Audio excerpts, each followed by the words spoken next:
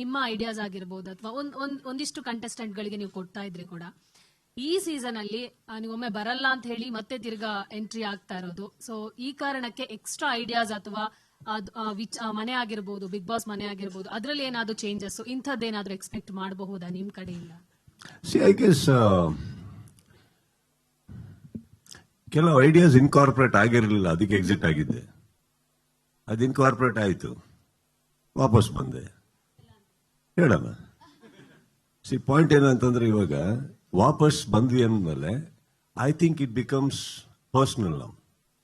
Y personal ಅಂದ್ರೆ, irrelevant to how the show does, irrelevant to what happens, I will get paid. But ಅಷ್ಟೇನಾ? No. ನನ್ನ responsibility ಬರೋದು ಅಷ್ಟೇ ಅಲ್ಲಮ್ಮ. ಇಲ್ಲಿ ಪ್ರತಿಯೊಬ್ಬರೂ ಪ್ರತಿ ದಿನ ಒಂದು ಆ ರೀತಿಯಲ್ಲಿ ಒಂದು 9 ಗಂಟೆಗೆ ಹಾಕೊಂಡು ನೋಡ್ತಾರೆ. ವೀಕೆಂಡ್ ಬರೋಕ್ಕೂ ಅಷ್ಟೊಂದು ಮನೆ ಕಾರ್ಯ ಕೆಲಸಗಳನ್ನೆಲ್ಲ ಬಿಟ್ಕೊಂಡು ನೋಡ್ತಾರೆ. ಅಂದ್ರೆ I think it is a responsibility of mine to make it a better show.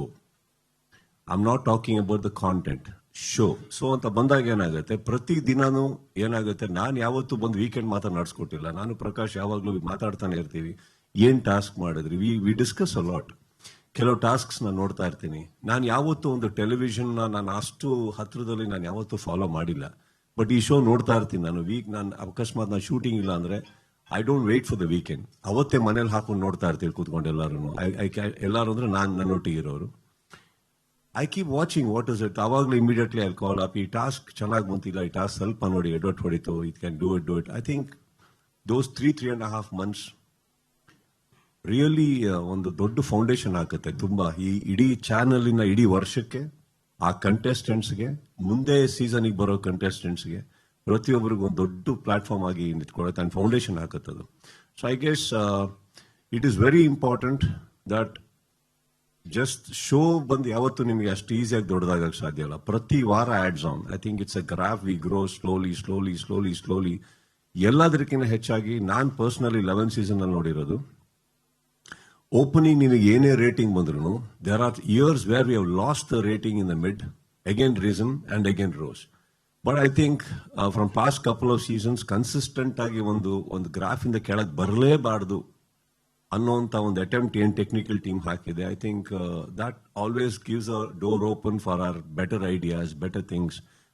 By the ultimate ನಾನೇನಿಲ್ಲ ನೋಡಿ, ವೀಕೆಂಡ್ ಆದ್ಮೇಲೆ ಮನೆಗೆ ಹೋಗ್ತೀನಿ, ಅವ್ರಿಗೆ ಬೇರೆ ಶೋ ಶೂಟಿಂಗ್ ಹೋಗ್ತಾರೆ. ಬಟ್ ಐ ಗೆಸ್ ಇಟ್ಸ್ ಆ ಕಂಟೆಸ್ಟೆಂಟ್ಸ್ ಯಾರು ಮನೆ ಒಳಗಡೆ ಲಾಕ್ ಮಾಡಿ ಇಟ್ಟಿರ್ತೀವಲ್ಲ, we have to justify their lives, their families, everything.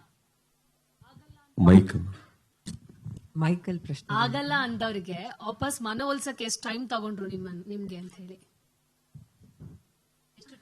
Sir ಹೇಗಿತ್ತು ಅವ್ರು ಬಂದು ಅವ್ರ ರಿಕ್ವೆಸ್ಟ್ ಮಾಡಿದ್ದು? ಇಲ್ಲ ನೀವೇ ಈಗ ಡೋರಿನ ಎಂಟ್ರಿ ಕೋಡ್ ತೋರಿಸ್ಬೇಕಾ? ಯಾವ ತರ ಇದೆ? ಆದ್ರೂ ಕೂಡ ನಮ್ ಕ್ಯೂರಿಯಾಸಿಟಿ ಇದೆ ಸರ್, ನೀವು ಒಪ್ಸೋದು ಹೇಗಿತ್ತು ಅಂದ್ರೆ? ನೀವು ಇಲ್ಲಿ ಪರವಾಗಿ ನಿಂತಿದ್ರಿ ಅಂತ ನಮ್ಗೆ ಗೊತ್ತು. It's a very interesting question. ಬಹುಶಃ ನಾನು ಇದನ್ನ ಕೇಳಕ್ ಇಷ್ಟಪಡ್ತೀನಿ, ಅವ್ರ ಕಡೆ ಯಾಕೆ ಅಲ್ಲ, ಅವ್ರಿಗೆ ಕೇಳಿ. ಪ್ರಶಾಂತ್ ಸರ್ನೇ ಕೇಳ್ಬೇಕಂತ ಇತ್ತು ಸರ್. ಪ್ರಶಾಂತ್ ಅವ್ರಕಿನ್ನ ಸಿಕ್ಕಾಪಟ್ಟೆ, ನಿಜ ಹೇಳ್ಬೇಕು ಅಂದ್ರೆ ಸಿಕ್ಕಾಪಟ್ಟೆ ಎಫರ್ಟ್ ಹಾಕಿದ್ದು ಸುಷ್ಮಾಜಿ ಅವರು.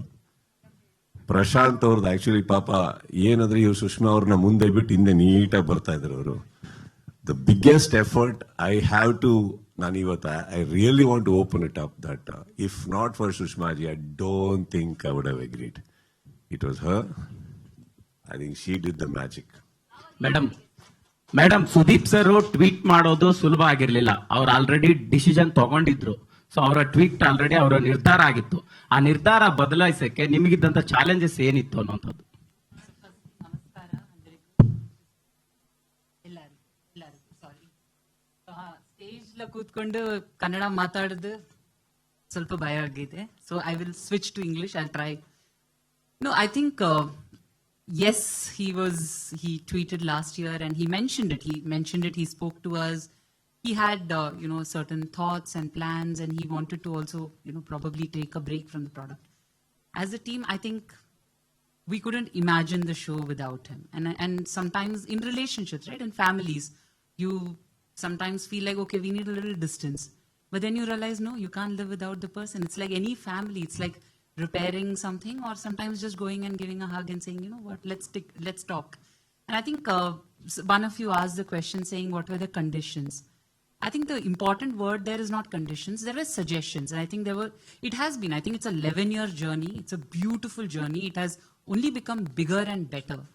I think in the last 2 years, we have seen the show. And at a time when everybody is worried whether TV is growing, the show has gone and done phenomenal numbers. And a big part of it is him. So I think it was conversation. And you saw the videos. Audiences want him. Contestants look up to him. The channel team loves him. The Endemol team adores him, and we've all traveled for a long time. So I think he's a very reasonable person. We talk, and as long as we are looking at betterment for the product, especially given that this is our biggest, project in this market, as long as we are aligned on it, I think it was a very easy conversation after that.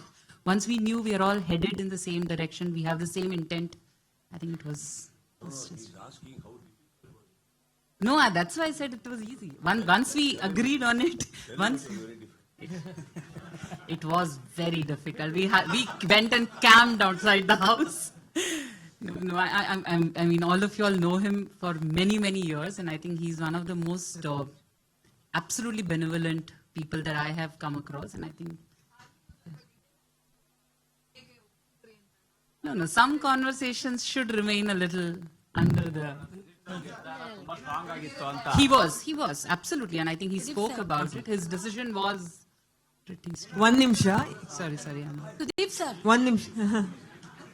ಈ ಕಡೆ ಪ್ರಶ್ನೆಗಳು Bharati. Sudeep sir, ನೀವು show host ಮಾಡ್ಬೇಕಾದ್ರೆ ಎಲ್ಲಿ